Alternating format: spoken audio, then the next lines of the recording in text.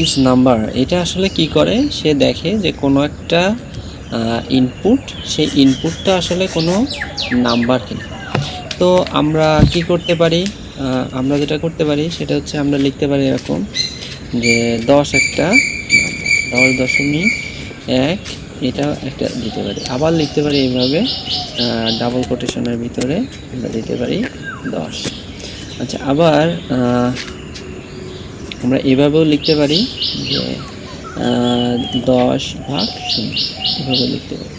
আবার আমি এখানে লিখতে পারি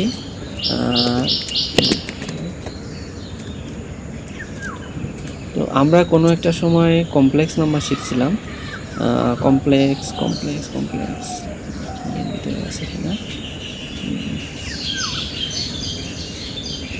নাম্বার।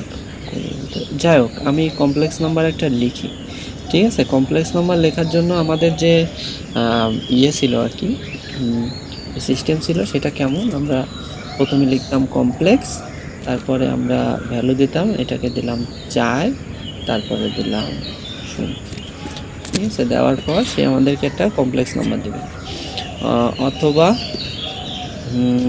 অথবা যদি আমরা এইভাবে যদি লিখি যে কমপ্লেক্সের এখানে দিলাম 1, এখানে দিলাম 2.5, হ্যাঁ, এই আমাদের একটা কমপ্লেক্স নাম্বার দেখাচ্ছে। এখন আমরা দেখব যে এইগুলা আসলে কোনো মানে কোনটা নাম্বার না।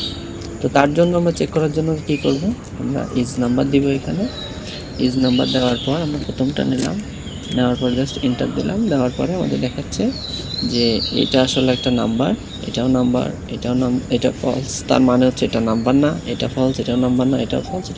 তার মানে কমপ্লেক্স নাম্বারটাকেও কিন্তু সে নাম্বার হিসেবে ধরে না, সে ডিরেক্ট যদি কোনো নাম্বার পায় সেটাকেই শুধুমাত্র সে নাম্বার হিসেবে ধরে, আর বাকি যে কমপ্লেক্স নাম্বার যেটা আছে এটাকেও সে ইগনোর করে।